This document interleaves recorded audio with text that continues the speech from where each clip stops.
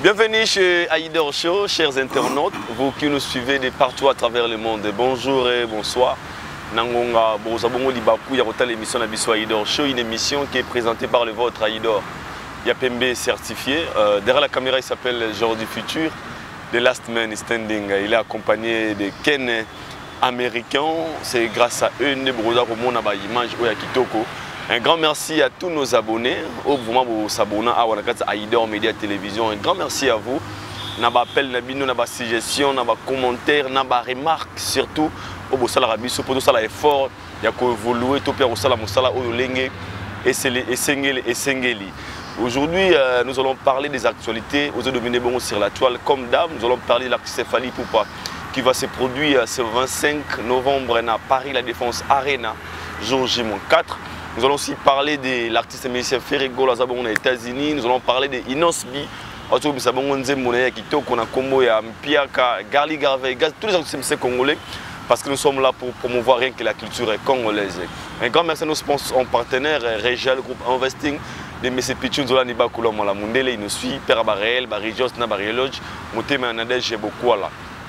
Pourquoi pas aussi à notre serre, magasin exotique, trompette, maquette, il y a serre Nangaï Grasse Tedika, na arrêt métro Q7, na Villeurbanne, na Lyon.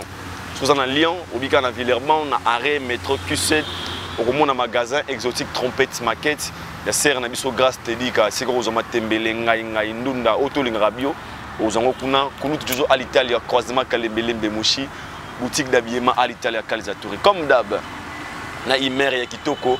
Oh, tout ça, la bonne émission, on a qu'à Aïdor Média Télévision. Ah, tout ça, on a plateau spécial. Je pense que Awa, sur mon plateau, oh, directement, vous comprendrez que Aïdor beaucoup la reçoit pour vous, Sugar Daddy. Comme d'hab, ah, vraiment, tout ça, c'est que tu l'as marqué ambiance, tu l'as marqué bonne humeur, tu l'as marqué information sûre pour vous communiquer, comme d'hab, on va toujours vous communiquer sur notre devoir et votre droit. Je reçois pour vous, Sugar Daddy, Thierry Mumbaya. Comme d'hab, Bobby Aïdor beaucoup là. Il y a Sugar Daddy, c'est ça un plaisir parce que tout le monde a vraiment côté ambiance, côté humour, côté sincérité. Oh, tout le monde a le côté. Si vous avez un ventir et talibino, Azala Sugar Daddy à cause là. Il n'est pas encore. Azala bon papa, nous avons pas famille na yo. Nous avons commenté là un jour on a bien dit pourquoi présenter à Mombaya bongo c'est pas du tout bien. Ozo exposer moninga papa. Kolonzoto andimi ala Sugar Daddy Azala basi belé. On a 4 officiels, premier bureau, deuxième bureau, troisième, quatrième. On a petit nébanion, là on a dépensé, mais on est toujours responsable de la famille. Na moi si na bananaï. Kolonzo to andimi. Yo si gozo yo côté là. Auto so bana et puis ba ta commentaire bo asilika ginaï. Elle ngane conseil té. Na makamona. Donc ça c'est belle aquí. Zo wana nganga. Yamba yes. Yamba yes. Baba. Copine yanwana. Ali awana. Ali awana. Baba, asepela na été. Non mais Aïdor. Hey, Nzambe. Sugar Daddy, très bien habillé frère. Ouais, merci, merci. On me il y a le bien solo. On va nous golo blamba sika. Rien, il y a bien sika. Au bon magango. Après bibiga. Olembe bomba. Bomba. O bangala bomba. Babe. Na sakola. Non mais c'est un plaisir. Bah ne retour à l'épisode de Pesse Marumbote. Kinshasa après la pluie. Mais les colos ont remarqué ils ont la lumière autour de moi parce qu'il fait encore les colos sont inda, on ne sait pas ce qui il va encore pleuvoir. Mais bon, le plus important pour nous c'est de pouvoir vous servir, tourner nos émissions. Surtout la gaieté, tu n'as plus ça parce qu'il y a la rapembeni. Ah ouais, donc, et quand vous avez le mot improvisé parce qu'il y a une actualité, maman parler à Aïdor Paye Mbamou Benaka, de tourner na biso, ça nous facilite aussi un air frais. Na c'est à banzeta échangeur à bois, na fikinte, aïzaka échangeur. On a même tout moi comment qui fikinte, ça fikinte. Fikinte les gens, ça na commis en réalité échangeur ça limité, fikinte des ana. Fikinte même fikinte pas négatif limité. Mais après bon, échangeur baloba, échangeur à lemba, fikinte peut foire lemba. On ne comprend plus rien alors que quartier foire Isaka, n'a qu'à limiter 15e, 16e, tu vois comme on a 18e. Merci Mr. Fallo. Mais avant de commencer, je m'irai pour tous les Congolais.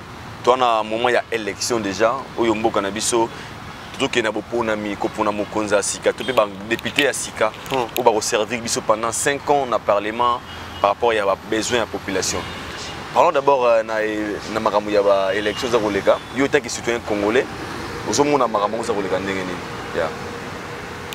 En tout cas, et comme on voit former quand les acquis de Bossoa, au départ c'était candidat président Ebele, pas plus tard qu'hier, Tomoni, Seth Kikouni, quelques autres candidats, c'est rallié à Moïse Katumbi, pour je crois en Afrique du Sud, pour Nabango, qui va confier la direction, quoi, il y a commis candidat et puis va soutenir la banque. Et donc ça prouve qu'il y a des acquis, la Mouka, tout ça, et ça puis après, la Mouka Panzani, Fatchake Nanga, mon président, la Mouka va continuer en opposition. Donc c'est presque la même chose.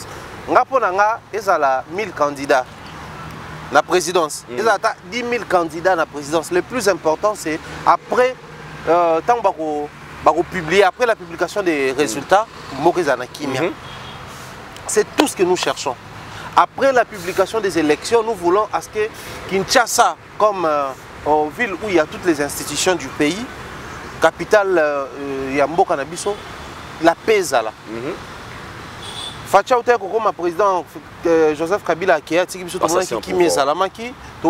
la même paix et ça l'a observé. En tout cas après le 20 décembre tant qu'on a voté le président de la République, na ba candidat au député national na provinciaux, espérant que les candidats nationaux, députés nationaux, députés provinciaux ont voté le même jour, espérant que tout le monde a payé pour la bande qu'on a vu sur la municipalité, au conseiller communal, tout ça là, tout voter pour que permettre même l'équipe le conseil communal va voter pour permettre des autres tout le monde dans la commune à la tête.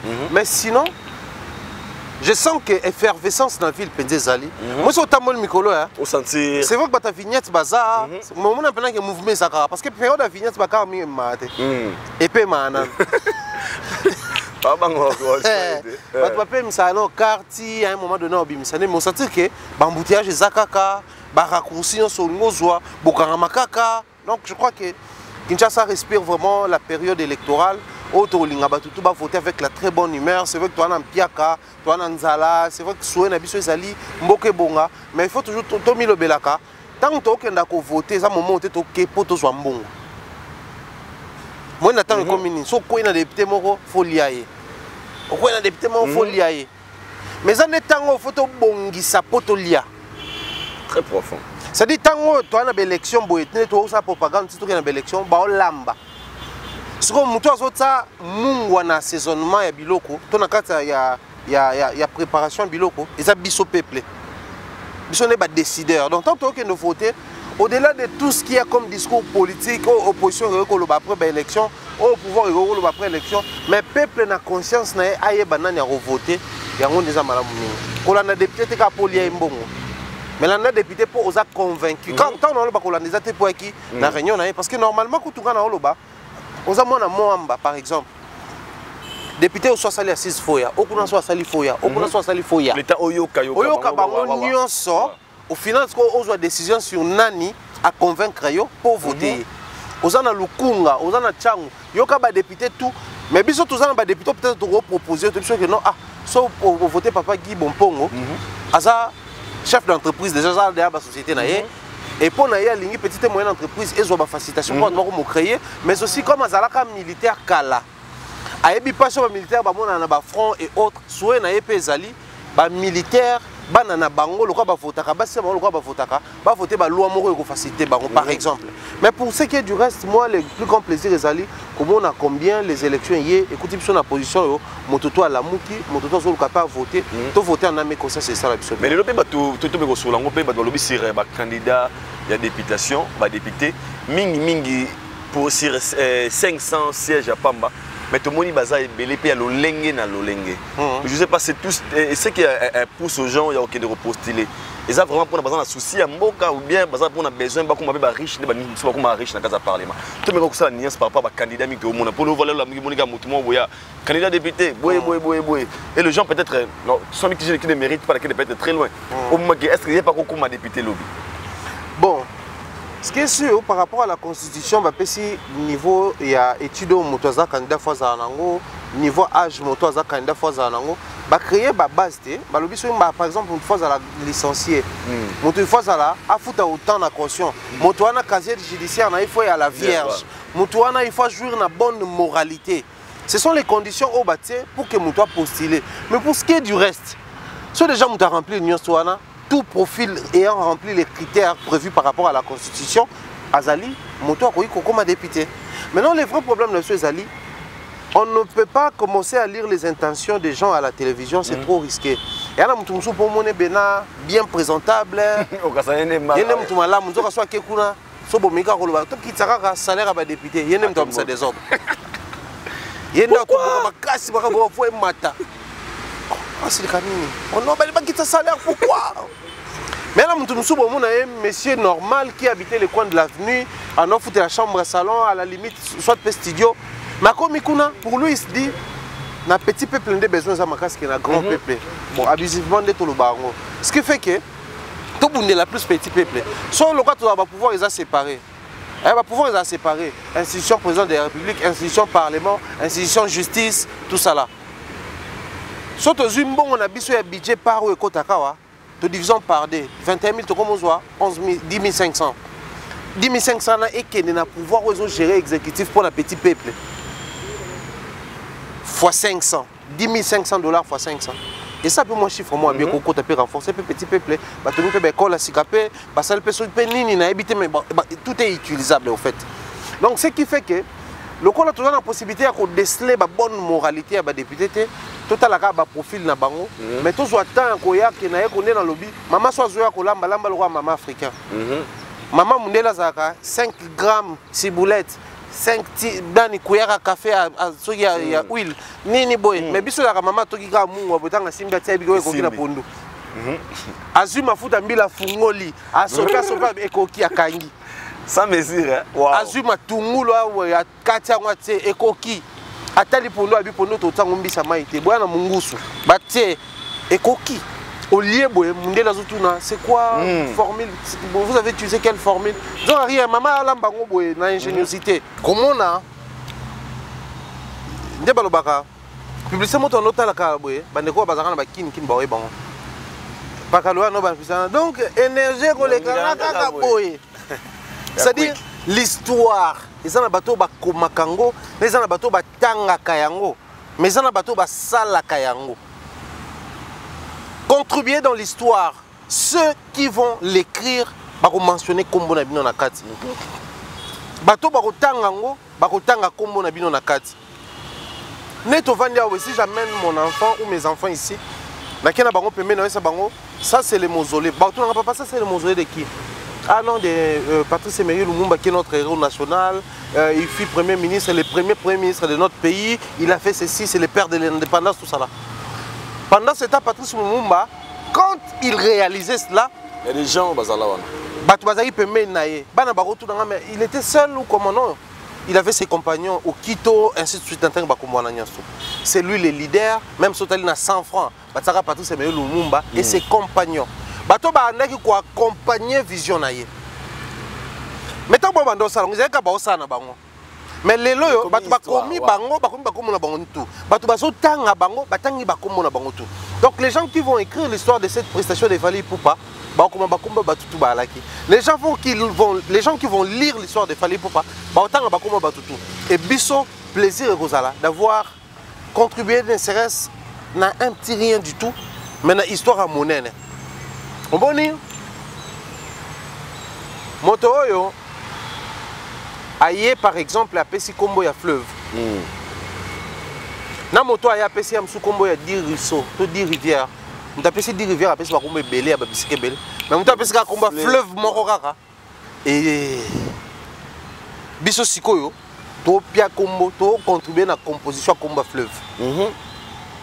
Et c'est une grande fierté de voir que les gens de Kinshasa, beaucoup de personnes se sont vraiment mobilisés. Tant qu'on a Vincent Fouti bien naé, Mike Lokamba Fouti bien naé, Azu Visa naé akei. Bakei wana bakenda déjà poto. Mais okeno bakei wana bakei exclusivement pour ces concerts. Mike ava kenenga na zaki naé, tuzaki naé nayo, to soli naé. Abi encore non que concert a fallu ceci na zone. Vincent Chilus a posté, je ne pouvais jamais suivre de loin les concerts de notre légende Fally Ipupa. Donc, hier, moi, je là, donc on a la possibilité, on a visa, on a bien encore la Vois un peu combien les gens sont mobilisés, motivés pour ces grands concerts. En tout cas, le 25, c'est la plus grande réussite de la Fally. Merci, Mr. Fallo. Je vais vous comme la musique à Congo par rapport à plusieurs détails au PCA. Mais nous avons sur un aspect. Ces grands événements, salle où il y a mon aîné, deuxième grande salle, il y a Europe. Salle à mon aîné, il y a France. Si je ne me trompe pas, il y a 40 000 places. Dans la Arena, il y a deuxième dans le monde si je ne me trompe pas. La musique qui est au Congo, tout le monde a été là, à Bercy, à Zenith, à Olympia. Il fallait que la Arena où nous avons été maté. Nous avons sur longtemps pas de ça. Soutien aux musiciens dans l'événement. La position des musiciens Congo, nous avons aussi dans le concert à Fally Ipupa. Bon, en termes de soutien à Idor, il y a plusieurs aspects à soutien de Zalara. D'un côté, il y a ceux-là qui se prononcent publiquement, sachant qu'ils ont des fanatiques, au Baroyate, mais il veut à ce que son message, et ça a un message, il y a qu'on unir Bato, il y a qu'on réunir Bato. Qu'on réunir parce que Bato Bakabouanaki, qu'on unir Bato parce que Bato déjà bazoya vers quelque chose, mais le message n'est quoi qu'on a déjà boué, mais le message n'est qu'on bousculer, il va pousser par les dos. Il y a plusieurs artistes qui se sont déjà prononcés en termes de Narosa Lawana. Tu penses que les musiciens, le concert de musiciens, avec la musique, si il y a une musique, le roi a mais tant que lobby bon ils allaient pas soutenir. Mission a moins 5 personnes, mission on a moins 10 personnes, on a 50 personnes, on a 100 personnes. On a peut-être son aïe n'a pas mais Aïdor sera hier. Il y a 10 personnes. Donc, à cause d'Aïdor, il y a 10 personnes, il y a une personne et comme 11 personnes. C'est déjà un soutien. Et il y a des activités à miner, partout ailleurs, même Sotali Sidik Diabaté qui venait de faire Bercy, au moins quelques artistes, Azaya et les autres, ils soutenir et se prononcer. Moussou même sali ba déplacement, il y a un concert. Pareil pour le concert, il y a envergure, le roi il a fallu pour pas. Mais l'autre forme, il y a soutien dans le concert, Aïdor Ezali. Artistes et musiciens ont contribué pour déjouer les plans malins. Bato balingi réussit ta musique na bisoté. Parce que les lots qu'on se le dise Aïdor, tous on a moi euphorie, moi émotion, tout ça on m'a tout solo li. Musique na bisoté ba ok ko te caro na vitrine à Paris la Défense Arena. Biso pour tous en quatre Afrique francophone, il y a autre zolo bela musique et Afrique francophone. Afrique francophone, pour les Africains en Afrique, la musique africaine. Mais en réalité, c'est notre musique qui sera placée dans la vitrine à Paris, la Défense Arena. Si ça représente, tu penses que ça représente seulement Jet Set, tout ça représente seulement Nani, tout ça Nani, tout F, non, il y a Héritier Zaranine, Tim Wata, pour sa génération, non. Parce que quand les grands mopas ont été partis faire Bercy, qu'on représentait quand ta génération a été, ils représentaient toutes les générations de l'Icolo, Tinasé, Nenge Ambassia Lobara, de Wendo Tina Bébé Chanda, tout Bébé Chocha. C'est la musique du Congo qui est placée là-bas. Et moi je crois, tout artiste et musicien en commun a par exemple, que non, Fally Ipupa Linga Beta. Mais on a été dans la position de un concert à Fally, de soutenir. Mais dans la possibilité, il y a contribuer de manière stratégique pour que le plan machiavélique et le combattant se réalise. Je peux le faire. Qui sait? Papa, il y a artiste qui sont banda graduellement, zomata. Mais il y a des artistes qui sont banda pas télé, et puis et fait boum, rang bandi mamoko. Moi, je suis aboué. Soit héritier qui est Olympia, tu es na Zenith. Soit petit Zenith, tu es na Bercy. Bercy, tu es na Bassal. Tu es malem. Mais ça, tu es le roi Félix Oazé. À l'église orchestre, tu es à sali la musique, tu es malem. Tu es bien maman na tétragramme. Succès, tu es na signature. À qui pas petit Zenith. Tu es bon. J'avais dit l'autre fois dans l'émission, les systèmes congolais ont emprisonné Bisso. On a Bercy, mais les Congolais, tu as beta Bercy en Afrique francophone, ton Afrique. Non. Il est grand temps de se placer le quoi africain. Sidi qui n'a pas voulu vérifier africain nini liboso betaka. Le quoi ça loin les appelle ça le spectacle la monnaie la musique tourne aussi là-bas. Je dois travailler les côtés fanatiques, la base et tout le reste. Sur le Monique Bamati, je vais jouer là-bas. Il a fait carton, hein. Un très bon spectacle et tout le reste. Biso pe photo comme un esprit sur ce artiste Moussou Bako position le ko zawana. Ngapé un jour parce que na verbe balobara, mutu na mutu ne ba quantité a ko espérer un jour à la ta chapeau. Na lingara chapeau et na lingara chapeau té. Mais le gars n'a pas katinga mututé. Un jour, on va espérer qu'on a tapé chapeau. Na ko ma place mo babi awa pokota. Il faut olata marque na biso chapeau na t-shirt. Olata. Donc, muto na no akufité bien kaza na nous vivants, le quoi artiste musicien, a ko espérer un jour à taper concert moko. Si pas Paris la Défense Arena, peut-être un peu Bercy, peut-être un peu Olympia. Donc ceux qui y a cautionné babilo ko to ko permettre à ce que na mato ina yoka que bazo baby ça concert a fallu atike bébé banango yepe un jour le karma existe et les capels amato ya mutu moko pour avoir ça concert il y a x ou y mutu ana pe akotika donc mutu soit sali bongo a empêcher plan moro boy o ba ngaba ça concert a fallu a lobi n'était na TV mais à soutenir des a fallu biso pe to yebité voilà pourquoi na forme pe na fond faut apprendre qu'on remercier les artistes et musiciens na nyonso o bazo poser ba action bato musu ba poser ba action dans le silence. Moi je connais des gens qui posent des actions vraiment dans les silences. Moi je connais des gens, si tu as ça les bugs, il y a commandé qui 10 billets. À 10 billets, à revendre et pas bateau, le prix normal. Donc lui s'est donné de la peine à son billet, le prix normal, à prix normal. Parce qu'il se dit, il y a un bateau moussou, il y a un billet en ligne. Il y a un bateau moussou, moussa les autres voyaient tant, en attendant qu'il y ait un fnac, tu pas son physique. Donc là, si on a un billet, on a un sommet là, il y a un moussa là. Agent en qualité. C'est une manière de soutenir l'artiste. Donc aujourd'hui, les artistes, locaux artistes et locaux ils peuvent soutenir Fally Ipupa de différentes manières.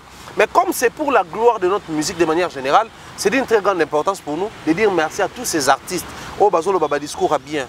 Au bazo souhaiter même à l'obité à sa pelote mais dans mon thème manière qu'il n'est candidat. Pour ça, on bazo la ténène Fally le 25%. Mais il n'est pas proche de Fally, il n'est pas ami à Fally. Mais quand il est candidat, et le concerne, c'est son tour, mon tour viendra, au cas où mon tour ne viendra pas, mais lui il a fait son tour, c'est bon. Et quand il y a Ozui, à ses pellités, avec mon thème à péter. Ah les gars,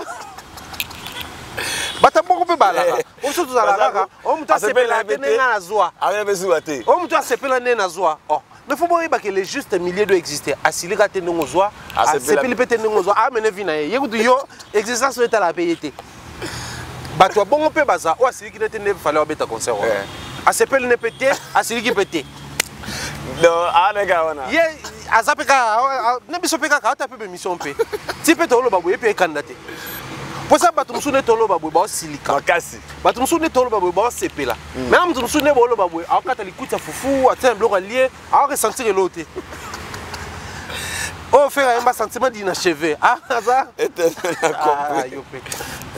Éternel compris. Donc, on peut passer donc, ne diabolisons pas tous ces artistes musiciens qui ne se sont pas prononcés. Mais on peut se prononcer. Toi, quand Lucas Pété, véritablement maître des Congolais à la reste, Orly Gola, il fallait vidéo parce que Orly a fait la vidéo comme un Congolais, aussi comme un artiste musicien.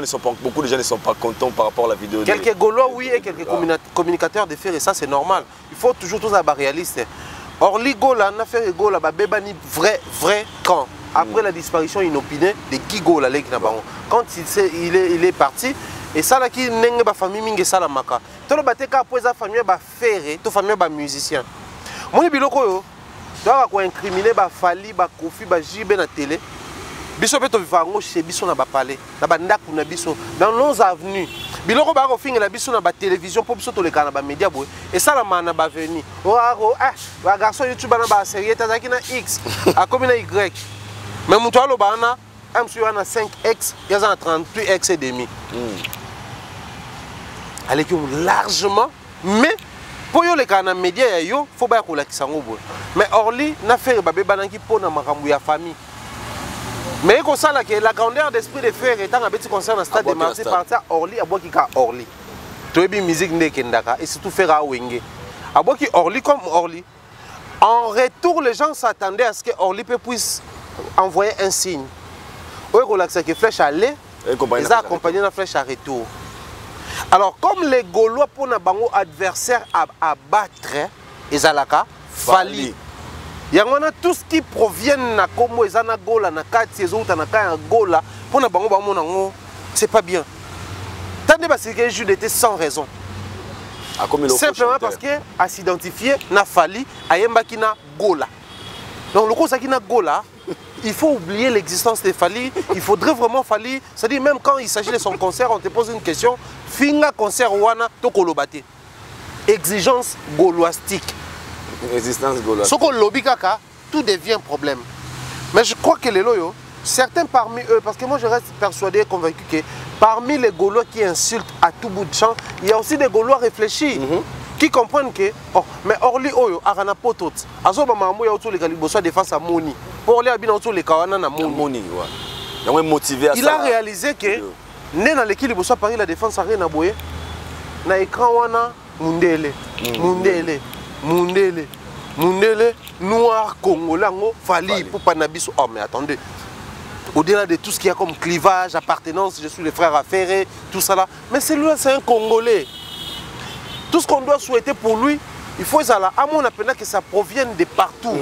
Aïdor à lobby, Valdi à lobby, Bev à lobby, Adas à lobby, Kuna Demer à lobby. Au mon appel que, et ça peut avoir moi confiance mon koboy. Que non, d'une manière ou d'une autre, je suis accompagné par les miens. Ce sont des petits éléments. Les grandes montagnes sont faites de petites pierres.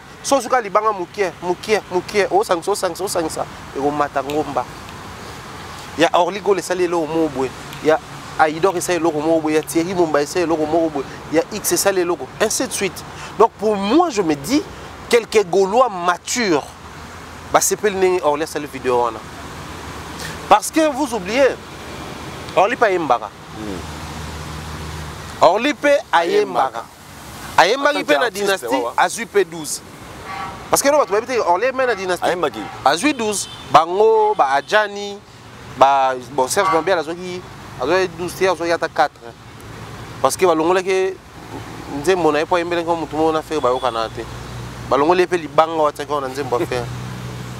JDT, il n'y a pas 12 ans. Pour épée, AMB, AMB, c'est un fait comme Joan Zemboné, le lobby, album et bimi. Il y a un Zembolanda. Adjani même. Et qui sait peut-être, Orligo là, à Olukapé un jour à Mbana Fali, étant artiste. Ça va aussi casser tout ce qu'il y a sur le terrain, comme il faut faire une affaire, il faut faire une affaire, on parler d'eau, à Tsayembeli. Non, non. Au-delà de la musique, faire une affaire, c'est pas un conflit. Parce que qu'est-ce que Fali gagne chez Ferré au-delà de la musique? Qu'est-ce que Ferré gagne chez Fali au-delà de la musique? Rien. Peut-être que le Warrior va provoquer le Gaulois pour un petit stade. Le Gaulois va succès Fali, actualité Fali. Mais c'est dans la musique. C'est dans la musique. Mais si nous quittons le niveau musical, il y a quoi de profitable dans ça? Rien de chez rien. Donc moi je pense que toi et maman maturité, c'est pas parce qu'il est frère à Ferré qui n'a pas les droits, étant artiste musicien, de souhaiter la réussite de l'autre artiste musicien de son pays, s'il vous plaît. Si les Ivoiriens artistes souhaitent la réussite de Fali, à combien plus forte raison un artiste musicien congolais? Dans le simple fait d'appartenir à la famille Gola, bien Kazakou peut Moukolo à faire, mais il faut tout exiger Kababiloko. Je trouve ça un peu banalité, moroboye, ou est-ce normalité. Les artistes musiciens vont soutenir les concerts de Fali Poupa, ils ont mérité flèche à retour de la part d'abord et à presse. Parce que Bisso, c'est pas la guitare du fait que la presse, au nom, il y a des artistes, ils vont soutenir les artistes. Aïdor, je prends au nom, il a fallu Poupa, Bisso, tout ça, la émission Bélé pour soutenir le concert de Ferrego dans le stade des Martyrs. Bon, bien sûr. Parce que tozala qui contacté te ba futa biso mbongo te mais tono sala on point poto like sabango ke biso bolo bato arabato Fali siko tolo ba mamba faire bota ndenge déranger Fali te on no ya Fali to soutenir un autre artiste ya camp adverse mais quelle est cette personne on no ya faire à soutenir Fali? Jamais. Pourquoi les journalistes disaient que les amis ba appartenance tout ça on no ya artiste bo soutenir artiste?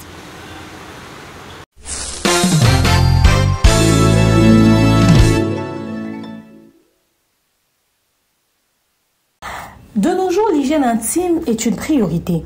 Voilà pourquoi Maliane vous propose des produits d'hygiène intime à base des plantes naturelles testés et approuvés dans les plus grands laboratoires dans le monde. Maliane vous propose des thés de fertilité pour hommes et pour femmes, du thé pour bain à vapeur after accouchement pour soulager les maux de dos, gel intime pour hommes et pour femmes, produits pour les règles douloureuses, fibrome, endométriose, polykystie, myome, resserrement du muscle du vagin, trompe bouchée et j'en passe. Vous avez également des produits qui vous aident dans tout autre type de soucis gynécologiques que vous pouvez avoir. Ceinture abdominale, vous avez les protège-slip, les bandes hygiéniques et tous ces produits sont disponibles sur notre site www.maliane.com. Passez vos commandes à travers notre numéro affiché directement à partir de notre site et vous serez livré partout dans le monde. Maliane, pour une hygiène intime parfaite. Merci beaucoup, très profond. Donc, les loyaux, c'est rigolo, c'est la maturité exprimée. Orligola. Orligola plutôt, c'est la maturité exprimée. Les scènes diront, ils ont 12, mais vrai, comprendre que c'est la maturité exprimée. Il a été explicite à l'objet. Le la artiste, nérono artiste, musicien, le la congolais. Habiter le la membre de la famille Gola, non. Le Moutaïmba qui est dynastique, non. Le la grand frère Yafer, non. Il a parlé comme un Congolais et comme un artiste musicien congolais. Merci beaucoup Mombaya. Vraiment, on a intérêt à soutenir le concert à Fali. Beaucoup des artistes musiciens congolais na Sengibino, Botika Kobeta Bana na Bino Bigogo na Bandako.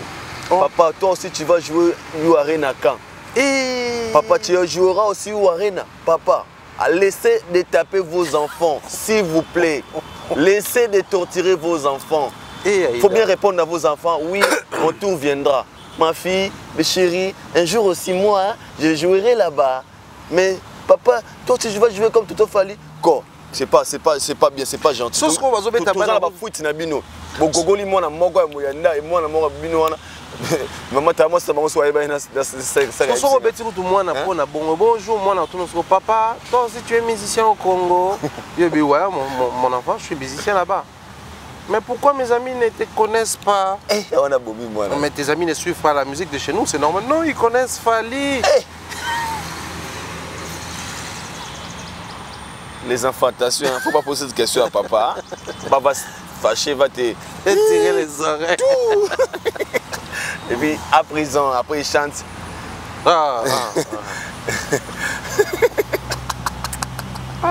La chanson, une nouvelle chanson. Je me devais en solo. Même si vous savez là. Vous le remis pas si pendant ça là moi. Hein? Pour la musique. Vous savez le remis pas si pour ça et banalité sous. Ouais, oui. Vous savez caméra. Quoi comment fout à biso? 2020. Il y a l'artiste, si je ne me trompe pas, ils ont une mémoire en anglais. Tout le monde a connu que Zakari Babaswe. Alors, ouvertement, nous avons un message d'encouragement au Fali faire rigoler la tindelle de Rouné Fali pour pas. Ouais, na Bercy. Na Bercy, na Bercy en 2020. Ah ouais. Na Bercy.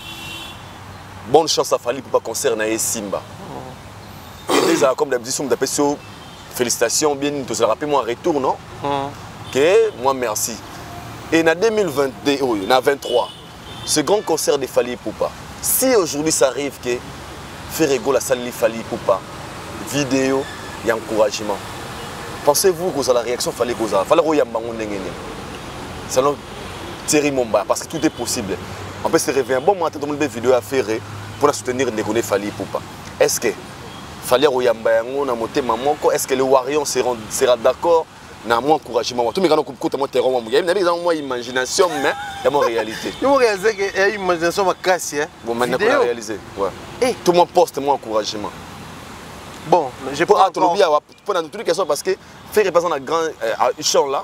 Tout cas, on a évidemment l'année prochaine, en 2024, en février. 20 000 places, c'est pas facile. On a besoin peut-être. La différence, c'est qu'il parce qu'il fallait que le français est banni. Il y a le français est banni. On a besoin d'appuyer à la communauté. Comment vous imaginez? Bon, déjà, pour la bande de fanatique, la question est tout n'est pas vraie parce que tant que vous avez posté en haut, ensuite, à Poto, tout le monde a ni bureau à faire quoi pour contredire ni parce que ils sont censés protéger les brandings de leurs artistes, l'image qui vend à l'artiste. Donc, si on a dit que le bel homme est en il ne faut pas contredire. Aucune fois, tout le monde a contredire que non, Zakaria le membre le couta faire atteindre des messages tel ou tel. Donc, c'était vrai, faire atteindre un message et pas à Zakaria. Zakaria, il fallait que beaucoup de force concernant a bercé les Canabiens. Je sais que combattant Baza, mais reste fort avancé. Et après, on a au monde, il fallait remercier les artistes et musiciens congolais d'abord. Les artistes et musiciens de ma génération pour soutenir Ngamakasi.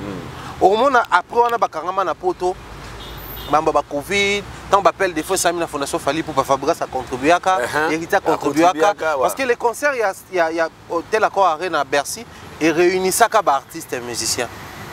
Et ça qui est une belle manière. En fait, Hôtel Accord Arena et à l'Okola, Stade des Martyrs. Paris, la Défense Arena et à l'Okola, Bercy. La croisée, on va comprendre difficilement. Hôtel Accord Arena et à l'Okola, Stade des Martyrs, parce que Fali, c'est le tout premier artiste de la génération 5 à ça là, Hôtel Accord Arena. Fali, c'est le tout premier artiste de la génération 5 à ça là, Stade des Martyrs. Et là, il y a une émotion. C'est-à-dire, c'est quelque chose, l'artiste de 5e génération, tout va venir au tal. Est-ce que Simba? Vous voyez que va vivre sur bois côté, hein? Est-ce que au Simba? Bah nota la Fali bon, ne peut pas noter dans le Stade des Martyrs. Tant que mon Simbi, bah yé. Ne peut Stade de Simba qui, bah yé. Ne peut Hôtel Accord et Simbi. Au monde qui va comme sous, bah zoya quelques années après. Maintenant si koyo. Paris la Défense Arena et à le roi Bercy. On a utilisé Bercy pour aller. Parce que tant que mon père a à Bercy, il a quitté ta génération. Il a dit Mboka Mobimba. Artiste Kili Mobimba Mboka Oyo. Bah Vandi Baotala. Mouta Mboka n'a pas de place à mener boy. Et ça là qui Afrique francophone Mobimba Baotala. Oh, artiste francophone pas quoi ta place à boy.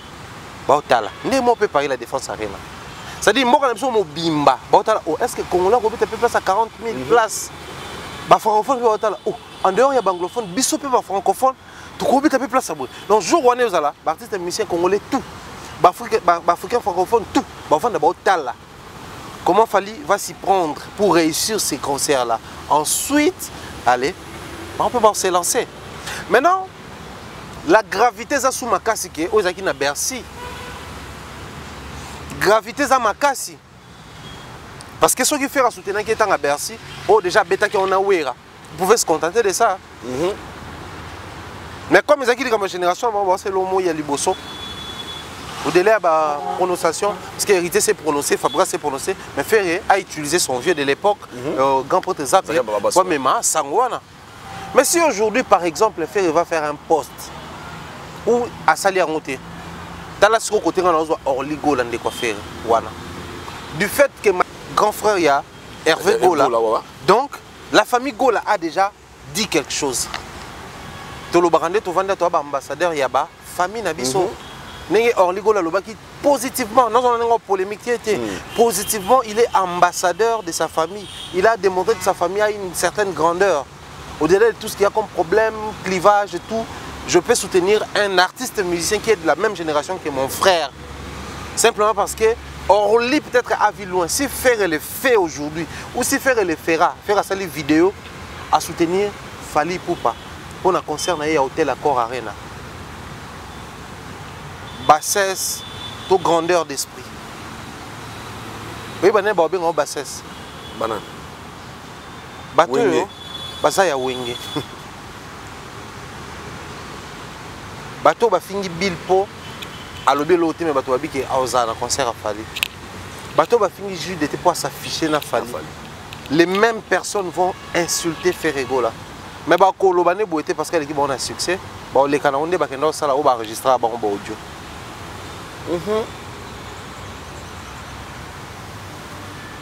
Les Gaulois et les porte-parole de Ferré. C'est vrai que le roi n'a pas ah bon commentaire rien on s'est monté chez ta la tête bon. Bah on comprend le mot que tout chemin mène à Rome, oui, mais il y a des raccourcis et des détours. Tout chemin mène à Rome, oui, mais il y a des raccourcis et des détours. Là, il y a un bimawa, il porte ça. Mais si on a un makuna, non, il y a un banzela non so memanga awa. Mais si on a un raccourci, on a un détour. Mais banzela tout, et même wana, tout chemin mène à Rome. Mais les raccourcis, ça, les détours, ça. Si faire aujourd'hui comprendre qu'il faut prendre les raccourcis, parce qu'il y a les concerts de l'hôtel Accor Arena qui ne s'annoncent pas bien. Il peut prendre des raccourcis. C'est en ces moments-là que les Gaulois comprendront que la musique congolaise est aussi censée s'adapter à la musique mondiale. La musique mondiale, quand Barnabo soutient Davido, ce n'est pas parce que peut-être qu'il va péter. Musique comme tu sais qu'il va y Quand Wizkid a Davido positivement, ce n'est pas parce que d'ailleurs la génération, mais parce qu'il y a un lobo sur il y a un solo. Ça c'est vrai. Soit ça boy, soit diamant, soit d'or, soit d'or. Soit ça vidéo faire bimara na batwa se moquer na. Biso loba nini. En monsieur ça voir faire, mais c'est faire à montrer qu'il est sincère. Tant on doit être solo que non, qui est vérifier disque d'or les alara. Mais c'est en fait on voit, c'est exemple le grandeur d'esprit en wana. Puisque yebi keza ngo so na TV na lobela na ngote. Mais tant tu être solo tu peux te faire avaler le logo na yebi keza ngo. Alors on va lobela ngote. Non.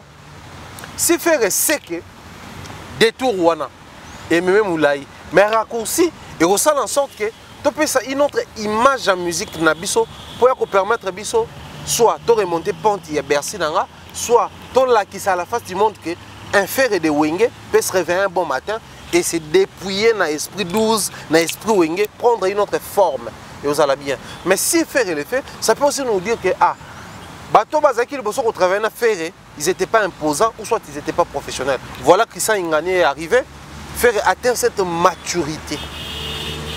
Si faire le fait, les gens diront, ah oui, hein, une fois Fali a connu des problèmes, Ferré avait soutenu en ligne.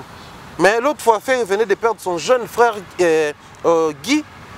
On a vu Fali présenter les condoléances à toute la famille, à la famille musicale, mais à son frère Hervé. Pourquoi il n'a pas dit Ferré? Parce que au-delà de tout ce qu'il y a comme Fali Ipupa l'artiste, Ferré l'artiste, il y a Fali Nsimba Ipupa, monsieur, il y a Hervé Gola, monsieur. Qui doivent être compatissants, qui doivent être compréhensibles, qui doivent se connaître, qui doivent s'accepter l'existence. Qui faire ça dans mon pays, il y a Ferré. Chaque fois Fali va en Côte d'Ivoire, quand on montre la photo de Ferré, il ne dit pas que je ne connais pas les gars. Il reconnaît que c'est Ferré l'artiste de mon pays. On montre à Ferré la photo de Fali, il ne dit pas que non, le monsieur, je ne connais pas, non. Clairement, c'est Fali, l'un des pionniers de notre musique, il est de ma génération, il fait bien son travail. C'est vrai quand on revient ici à Bamvoutman, à Bissopé, à Awa, peut-être un peu Salara. Mais, on a une émission depuis un moment, on a prêché bateau. Tobima na esprit qui Congolais ont emprisonné Bisso. Jour Tobima wana, Sidiki Diabaté de quelle génération? Il a quel âge? Banandine âge à Sidiki Diabaté le Babé Bercy dans Bokao. Mais Kende qu'on vérifier à l'époque, tant on Wera, JB, Banobé Stade de Marseille, il y a une trentaine d'âge. Moutouta a 40 ans. Bana ba 30 ans, Banotunta, Bisso tout de suite on a là Bana ba 30 ans. Sans les savoir. Oui, je suis là pour recevoir le roi. Donc, je suis à 30 ans. Je suis petit stade de martyr. Je jeune à 30 ans. Donc, j'ai déjà les gens. Ah! Mais tu as l'élo. Mais l'élo, il y a un âge, il y a un filet, il y a un déplique, il y a un Fabras, qui d'autre te cause Robinho Mundi mais même Tata Raphaël non c'est malheureux hein naba ajwana ba wera ba nobeta Bercy ajo Sidiki a la Bercy parce que Sidiki a se placé à jouer à tel rôle là vieux mot na biso ya Congo tu as joué le roi artiste africain à cet âge mais est-ce qu'il y a quand même des artistes en Afrique qui ont fait Bercy on doit vérifier mon père a un âge autant mais il y a des aînés dans la musique africaine qui ont fait Bercy à cet âge moi je peux le faire. Alors moi quand carrière n'est bon mais biso ça va venir biso bansone basala tout va venir biso ba mopao va venir biso papa chéri yo siko obenga vieux à cet âge là tant il y a beta qui on me connaît déjà oh ça a pas rien non ça il t'a remonté le temps à l'époque wana au baba petit biso ba wera ba beta Bercy lobby pour ça déjà mon coloné mais nous ça on a aucune base pas de chansons mythiques pas une carrière alléchante rien de rien alors les musiciens ils ont fait comme une capacité à se dépasser, pour se surpasser. On a en place à l'africaine et au salle à faire l'eau. Parce que il a fallu qu'on présente condoléances et pas à faire égale à l'africaine et ça l'eau. À la Congolaise, c'est ça qui est le mot. À la Congolaise, et alimenter polémique, et comme ici, Gaulois mou, et comme ici, Warrior, Bombé Torse. Que non, on est plutôt un grand esprit. Sans complexe. Ma condoléance. Gaulois, ouais, toujours quand même payé à Fali. Moi, on a Banda de Longwe, PD Longwe, Fanny, Tantine Fanny et Longwe. Ils ont un peu Fali. Maintenant, si à l'africaine ou à l'international, que tout le monde était au courant. Oh, un artiste musicien congolais s'appelle Hervé. Oui. C'est qui Hervé? Oh, c'est Ferry. Oh, Ferry avait perdu son frère. Bah, oui, mais son frère aussi, c'est un artiste musicien. Ah bon? Ah oui. Il commence maintenant à rassembler les images. On a vu aussi à Salfo présenter des condoléances lors d'une émission chez RTI. Ah oui, ah oui. À l'africaine, va comprendre que Congolais m'a Koufeli, mais Koufeli n'a permis de découvrir le vrai nom de Congolais. Mais awa, et comme ça, Sony, c'est bombé torse. C'est vrai que polémique, c'est faut là. Mais tant que tu as visé Libanda, tant que tu as fait un peu mata, ça peut niveau mon affaire fali. Parce que niveau on peut la grandeur à l'africaine. C'est-à-dire qu'on s'est surpassé. Ngai fait rigolo à soutenir les concerts de Fali Poupa. Je normalise ça. C'est vrai que bang ça va golo, mais je normalise. C'est vrai que ça la profitable, je normalise parce que bah il faut rien baloba. C'est l'homme qui fait l'homme. Au moni, banyama baleka biso na bomoto. Biso to leka banyama na bonyama par moment. So yena ba zone désertique. Okuta, yana banyama muso bazaka na lokwa ba meme, o bazaka ba poil ebele wana o basala biso ba lin bani. So boni mo ya bimi makasi. Bayaka ba se ba temi lokwa ba classé. Ta ba temi wana ombre na ye e bombi muninga na ye. Ombre okuna e bombi muninga na ye. Ombre okuna e bombi muninga na bomoto. Mais nakasa banyama. Soki lokwa na dessin yo kenda ja Dubai oyebi na moi zaka makasi na mpepa moto na butu malile yaka ya makasi. So malile ya makasi. Ba pusani ba kangami po bana ba furir na nzoto moto o chauffer kuna moto okuna chauffer moto o chauffer banyama bana bomoto na kati. Mais biso sko bato. So faire ya sali vidéo pour soutenir Fali. Bato mo remonta la vidéo 12 théo. A soutenir Fali na nene. Ba kuna soutenir pour nini esprit wenge. A sopani biso ya la boete. Bonyama kati ya bomoto to kuta nka bonyama. C'est des fois. Mais moi je pense que la musique congolaise mérite ça. On n'oblige rien à faire, on n'oblige non plus rien à Fali. Mais je pense qu'à un certain niveau de la vie, la musique congolaise mérite ça. Qu'est-ce que faire a de plus qu'à le long en termes de carrière? Rien. Rien de rien. Pas en termes de popularité, nombre de prestations, la visibilité, le respect qu'il a à l'extérieur, mais aussi la puissance qu'il impacte dans un pays étranger. Il n'y a aucun pays étranger où faire est plus puissant qu'à un pays étranger. Tout à Nigeria, par exemple. Mais il s'affiche avec Ferré, il s'affiche avec Fali, il félicite Ferré quand il fait quelque chose, il félicite Fali, il chante avec Inosbi, il revient, il figure lors de la soirée à Fali, à côté Kuna, à Kekuna, à Yembina, à ce clip Inosbi, à Zongibwe, Bazo inauguré Fali, ce qui est roi Deni, à Yeli Soussou, et l'on l'a réuni. Est-ce que les musiciens ont besoin de Fali à combien de mois maturité on a les leurs matanango? Pour n'être pas déconné par génération, il faut pas comme nango. Parce que la génération, on a peut-être au monde, à part ce que l'on pas eu le Ngomba, il s'affiche avec la Fali Alobara. Lui, c'est la superstar de notre pays. C'est lui qui nous vend. Mais quand il est avec Ferré, c'est parmi les meilleures voix de mon pays. C'est un bon artiste. Tu as place dans les choqué, tu as pu que né dans un pour il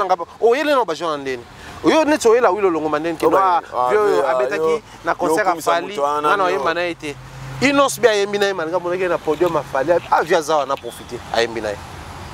Vieux a hier soirée a Fali ici bango ba proposer yé ba salela album il y a vieux titre album on soit nini Made in Congo.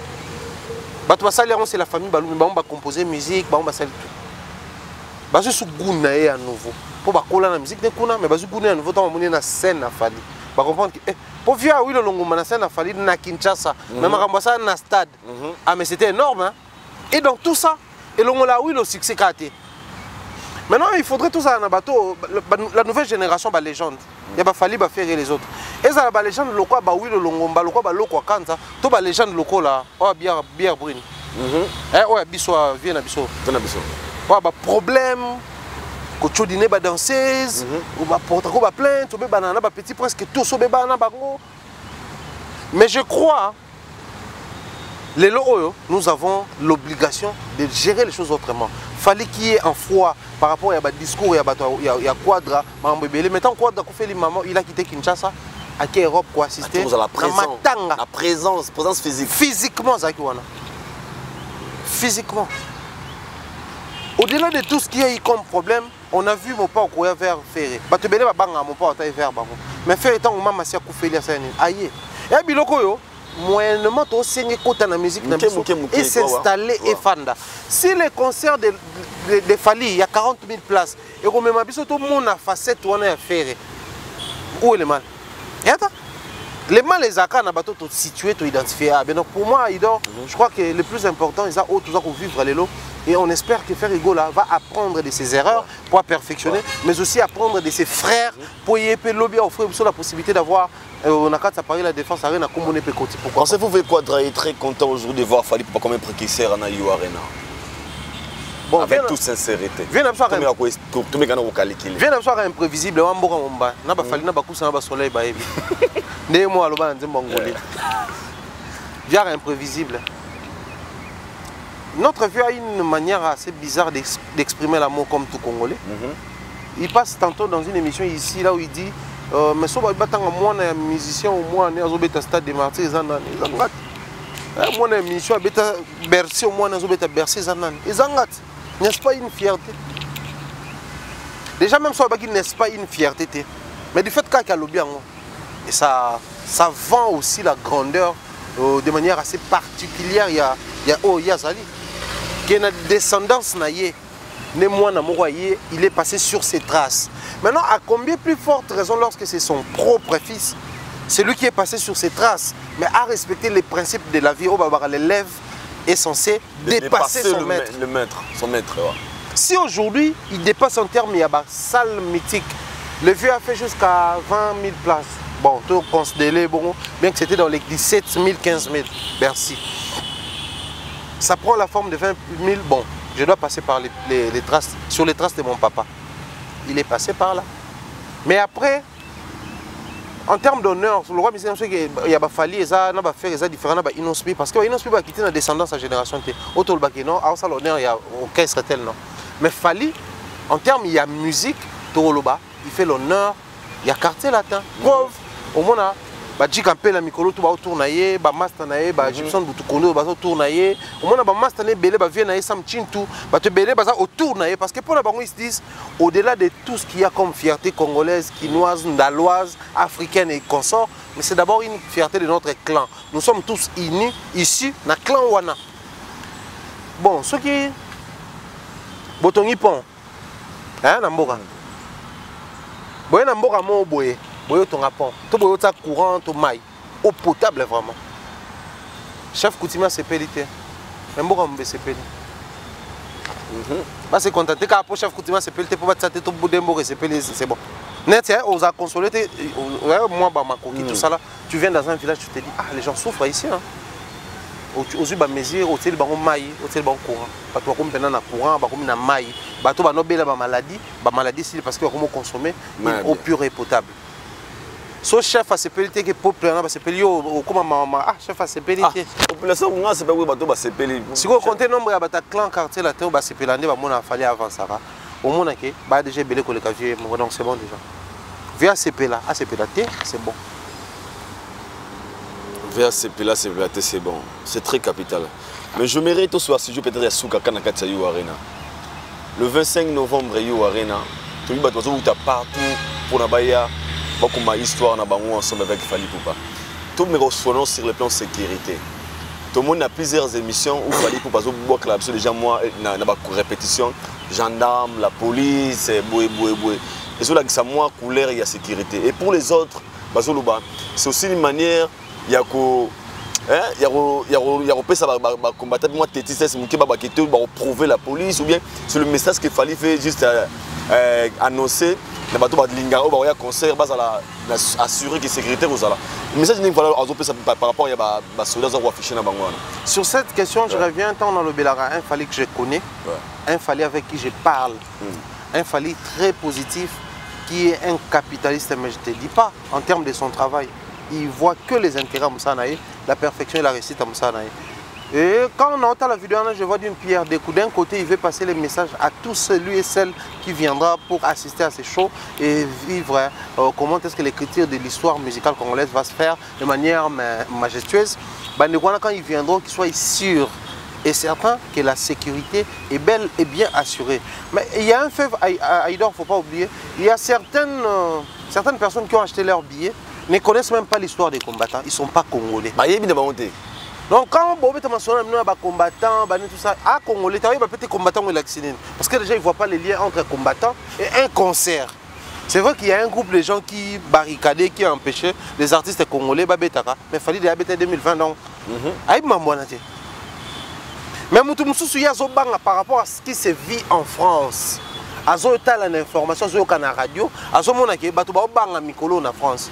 Donc, il fallait s'afficher dans la garde, à s'afficher dans l'armée, à s'afficher dans la police. Et ça, une manière d'envoyer un message subliminal à tous les fanatiques qui sont pour calme. Pour ce qui est de la sécurité, mais pour ce qui est de l'État, la police, mais garde aussi pour veiller à ce que le terrorisme, l'intégrité de la France est entre les mains de l'armée française. Donc, ouais, ça sous niveau de combattant. Ouais, comme niveau l'école, parce que combattant avec 40 000 fanatiques combattants, c'est logé. Jamais. Pour moi, combien? 33 000. Donc, 40 000 fanatiques d'abord l'équipe niveau combattant. Donc, fallait ne vise pas les combattants. Le bas déjà le même combattant, il y a beaucoup de ça. Il y a un mot français, il y a un mot en abisoté. Donc, message au niveau de Bangoté, c'est plus pour les Africains qui viendront ce jour-là, à rassurer qu'il y a la sécurité, il y a la garde républicaine, donc l'armée française et il y a aussi la police française. On a vu la présence aujourd'hui de NASA, au côté de la Fally pour prendre la répétition à Souka, aux Alaki Bongo, Mokolo et Lelo. Tout le monde dit NASA, leur présence par rapport à la répétition Fally pour pas. Les NASA, les Québécois et les autres disent qu'il y a une musique congolaise grâce à Fally. Il y a une musique congolaise qui existe. On a mis conscience. Tu sais, Aïdor, nous tous, tant que nous avons parlé, nous avons parlé, nous avons peut-être papa, Likinga, nous avons papa, nous avons parlé, mais surtout, mais tant que nous avons un âge moko boy, nous devons comprendre que Moni, elle a pas sous le lot, mais moi, il fallait pas le barra. Il fallait vous payer les frères à papa. Pour il fallait un musicien, c'est mon frère. Le fait que mon a vidéo n'a Fally, ba photo n'a Fally, dans sa tête c'est les frères à papa. Mais il banzem ba Fally. Mais aye bon kan nenge ayoka ngo itikala kai. Mais akoye ba ko so ko mina âge mo le ba 8 ans ba 9 ans comme mon temps to ko na capacité de garder ba souvenir. C'est en ce moment là so ko mo ba ke oh musique o penza et lo baka penza boye et za la penza boye. Ce ko ba naza na âge wana ba ke musique to yoka ya ba congolais et za ka boye za pour na Fally.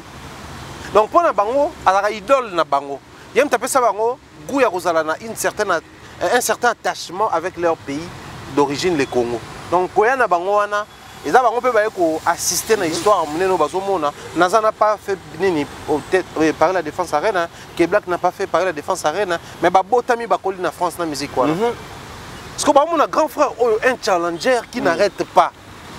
Est-ce que déjà Dadjo Sala a parlé la défense arène? Non, non. Non. Il y a un moni de Djoukutu, qui dit que Black n'a succès à l'Embara. Nous sommes arrivés presque à la fin. Rebotu le ballon de Chana. Ah, bah c'est bien. Dynastie. Na YouTube. Bah c'est bien. Point. Pour permettre de tout comprendre ce que succession à Marambo Vasco Mabela Lobaki, nous allons continuer. Et comme ballon de Nzembo, après un follow. Après tu vas passer le souk. Parce qu'à l'époque, Nzembo regarde sur lequel on a YouTube à la société. On n'a fait pas un problème. Ça n'occupe pas la toile. Mais pourquoi la collaboration est longue? Parce que Ndebalobaka Yangi sous roche.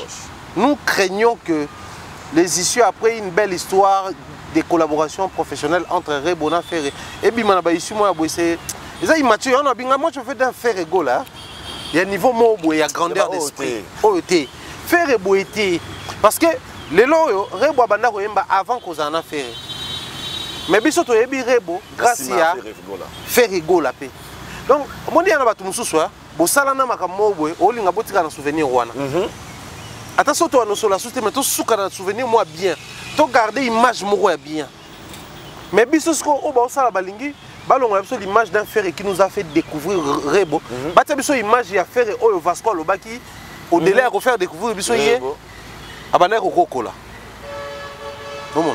Pensez-vous que Inos Binda a mon Yankee bon avec faire information na te makasi matika ngopwani amuta showbiz ayebi milliard showbiz ya musique ndele kanaka ça arrive fréquemment moi sinon mobile dans la profession et comment souvent mais puisque aujourd'hui la meuf m'appartient elle est sous mon toit je peux pas m'attarder sur nana le kanaki awa avant nana le kanawa alors que ngade ana kazeye toboti na kutu mwana et je me sens à l'aise parce que le problème aussi dans la relation c'est quoi?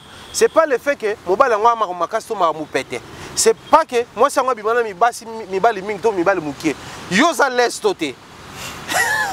So yoza l'aise compose avec la meuf. Inosbi est très à l'aise visiblement je dis. Parce que naebi rebo et pas Inosbi. Nga naeba teke rebo o bani nani o bani naeba été. Je dois être sincère. Inosbi a présenté nga rebo et ezalaka na période à comment répéter na bon marché. C'était une répétition comme ça, tout bien, on a fait une répétition. Rebo pas hier, tout ça là, Ngazaki, je crois. Non, on a écouté après. Après, on a écouté même là-bas, toujours on a écouté les tu vas écouter là-bas, il y a Fifi, il y a on a la bataille dans le gaming, bah échanger avec le numéro. Soit remarqué au monde, bah tout le monde entourage dans la calesa, soit un anniversaire, Inos Binari Bobano, c'est la bombe vidéo. Si on a bon déjà l'époque officiellement on a battu bango 100 balles mais on a pas que bazamo 100 balles nga mam chose za le battu c'est un passé lointain quand tu vas banaliser nga na yeba Anita Mwarabu et pas Inosbi tangue manzele na yo mto bakti détail wana nga na dans autant loka bato na yeba pas bato tina yamba Anita na émission Inos ndem tabenga nga yamba Anita na émission wana Anita oyemba de ana fali na est victime. Ngana ba blom so esa mangana zala so na no bango ba to ko ate na ba frère na bomba ti ba anniversaire surprise Inos ba mambo belé à l'époque et dans tout ça ce qui pensa Inos bi après avoir collé kana banzele belé pe to ba ne on so côté kuna moi tendance à la rappeler moi serre mo ka côté kuna mais pensa na mukaji national boy avant na rebona du haut de son succès au bi combien de mibali na abusé dans mois demi o ba l'équipe est ferré. Oh balinga rebo. Toi tu penses que rebo habité que son atiki Inosbi na comme ministre oyo na msusu sénateur oyo vina ngape comme na niveau mususu. Mais rebo pas habité nganem na poni pe non seulement na vana na Inos mais na bota kutu pe na ye. Aboti pe za no moi muke. So comme un peu na ba trentaine quarantaine de moi à perdre un peu mon espoir à vie. Mais ça ina na ba vingtaine donc un peu ko bota te azeli pe asa no carrière na ye. Très profond. Inosbi on appelle mine de rien, tambola pe moi Afrique mon ko comprend que petit wana a wakande to benge petit. Les Libanais après na ba serno ya ba Tanzania na ba Zambien wana yepo na Inosbi kaka. Et ayepe bien pe bon na structuration nzoto, ma yepe na ba paquet. Mais quand Inosbi a poni rebo, c'est hasard hein? Donc ça dit ba mi balé de bazala bien. Au lieu de faire des choses comme les mabablo, on a qui n'ont fait à l'ongolanzembo pour alimenter sous toile. C'est de la bassesse. Faire n'a pas besoin de ça. Or, faire a besoin de faire la promotion et tout le reste. Donc je pense que Lumière Réseau travaille. Merci beaucoup, nous sommes arrivés à la fin. Nous sommes arrivés à la fin, Mr. Fallo. Comprenez, nous sommes le mardi 21 novembre 2023. Nous sommes à Kinshasa. Tout ça, une émission à Bino, même Kubutu. Jour J, mon 4, You Arena Paris La Défense avec Fali Poupa. Histoire Réseau Komama. Ce 25, You Arena Moto Kopela, Makale Kotikala, Falia Komata, la musique congolaise à l'honneur, et Thierry Mombaya, Aïdor Bokola. Nous vous confirmons toujours comme histoire na Fali Poupa, ce 25 novembre. Parole d'honneur, ce 25 novembre. Tout comme histoire Aïdor Bokola, Thierry Mombaya. Tout comme histoire na Fali Poupa, ce 25 novembre à You Arena. Nous sommes arrivés à la fin. Salutations. Merci à toi Idor, merci à Mireille Flore. D'ailleurs, je suis en train de parler avec elle. Des gros bisous à toi, Mam. Merci pour la force et ma parole à positivité aux communiquer. Merci au coach Cédric Mouki, Nadine Dacosta, les coachs. Merci pour ma parole à positivité. Merci à Nadine Mayo et merci à toi pour l'invitation. Merci, nous sommes arrivés à la fin. Nous vous disons bye. On se retrouve au prochain numéro. D'ici là, portez-vous bien. Allez. De nos jours, l'hygiène intime est une priorité. Voilà pourquoi Maliane vous propose des produits d'hygiène intime à base des plantes naturelles, testés et approuvés dans les plus grands laboratoires dans le monde. Maliane vous propose des thés de fertilité pour hommes et pour femmes, du thé pour bain à vapeur after accouchement pour soulager les maux de dos, gel intime pour hommes et pour femmes, produits pour les règles douloureuses, fibrome, endométriose, polykystie, myome, resserrement du muscle du vagin, trompe bouchée et j'en passe. Vous avez également des produits qui vous aident dans tout autre type de soucis gynécologiques que vous pouvez avoir. Ceinture abdominale, vous avez les protège-slip, les bandes hygiéniques et tous ces produits sont disponibles sur notre site www.maliane.com. Passez vos commandes à travers notre numéro affiché directement à partir de notre site et vous serez livré partout dans le monde. Maliane, pour une hygiène intime parfaite.